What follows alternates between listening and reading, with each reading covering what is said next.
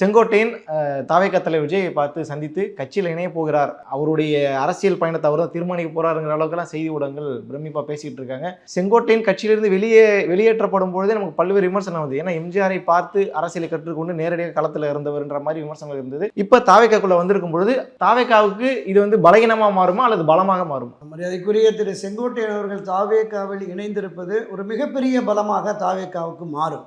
நீங்க குறிப்பிட்டது மாதிரி புரட்சி தலைவர் எம்ஜிஆர் கழகம் தொடங்கி 1972 முதல் அந்த பகுதியினுடைய அமைப்பாளராக ஈரோடு கொங்கு மண்டலத்தினுடைய முகமாக இருந்தவர் மரியாதைக்குரிய செங்கோட்டையன் அவர்கள். 1977 தொடங்கி கிட்டத்தட்ட 8-9 முறை சட்டமன்ற உறுப்பினராக, 3 முறை அமைச்சராக இருந்தவர்.